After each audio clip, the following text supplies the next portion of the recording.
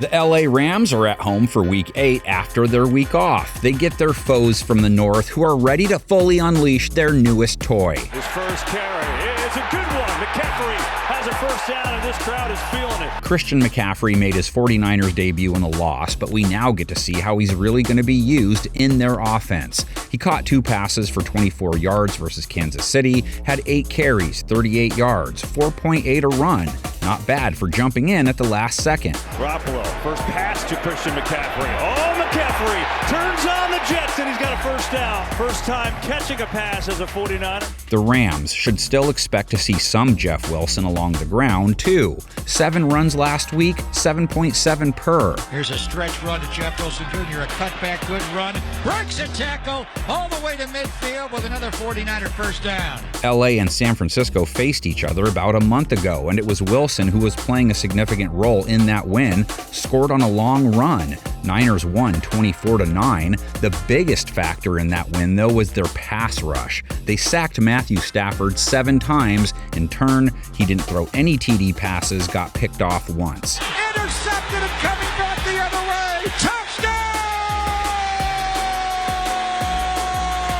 San Francisco! Pass protection has been at the heart of LA's offensive issues. Seems like every game a new lineman gets hurt.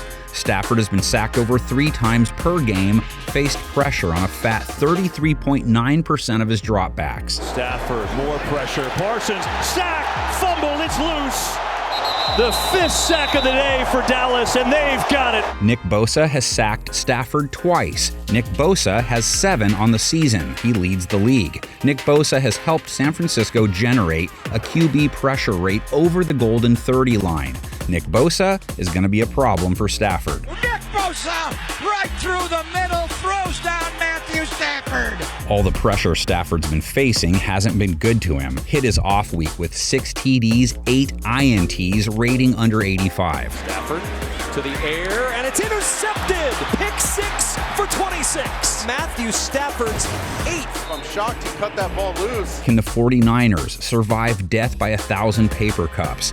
Cooper thrown to 22 more times than anyone else on the team, over 100 yards per game. A gain of 22 by Cooper Kupp, who came into this game with as many receptions as the entire Chicago Bears team. Kupp, though, is averaging 3 yards less per catch than last year. Kupp's outing versus San Francisco was symbolic. 122 yards, 14 receptions, but only 8 yards per reception. Cooper Kupp, he's got the first down. The chemistry that Stafford has with him is ridiculous. He's already familiar with San Francisco cornerback Travarius Ward. He's coming off his worst 2022 outing. 122 yards allowed last week, 9 targets, 7 receptions allowed. That was his first real dud, though. His rating allowed after that game, low 60s still. End zone!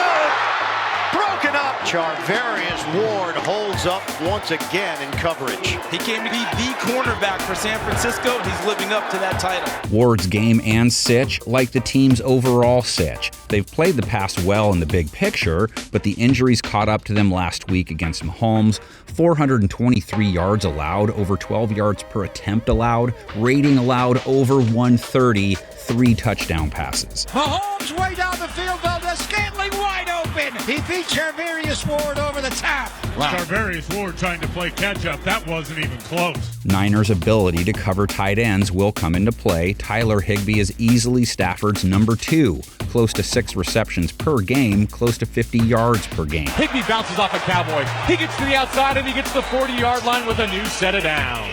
That's just a great tough play by Tyler Higbee. 49ers passing attack now. Jimmy Garoppolo didn't beat the Chiefs, didn't have a bad stat line, didn't play great. That all makes sense? He had solid stats in Week 7, has them for the year, but it's when and where some of those misses take place that holds them back at times. Pressure, throws high, intercepted on the goal line. That is a bad throw from Garoppolo and a bad decision to throw it over there. There is a hope that CMC is going to open things up for Debo, too. Samuel has only gone over 80 receiving yards once this year. Last week, 42. he hasn't been as impactful as he was in 2021. Garoppolo with a straight drop, throws behind Deebo Samuel. The quarterback's got to deliver the mail, and he's got to deliver it accurately. His biggest game was versus LA. He had one of his signature plays, a play that Jalen Ramsey didn't travel for. He will stick Deebo plenty this round, I'm sure. Ramsey has held QBs to a 57.6 rating from weeks 2 through 6. Completion percentage allowed in that time, 53.3. Stopped by Ramsey! Rams pass defense as a whole at their break, sub 90 rating allowed, under 200 yards per game allowed, 6 touchdowns, 5 INTs. Murray over the middle, and Ramsey breaks it up. Spins one right side, it's broken up. Darion Kendrick was there. He's not afraid of number 19. Garoppolo has Brandon Ayuk and George Kittle at his disposal as well. Kittle's starting to heat up. 6 catches, 98 yards, and a touchdown on his special day. Touchdown! San Francisco!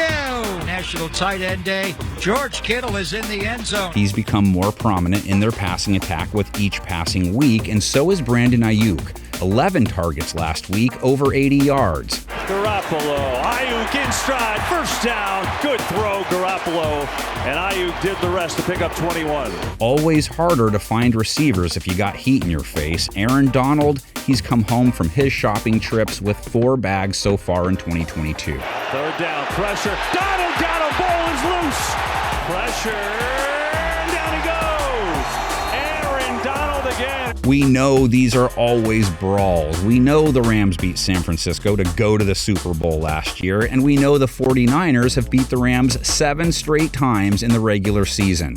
What does that all mean to you? Tell the world in the comments section. Time for some picks.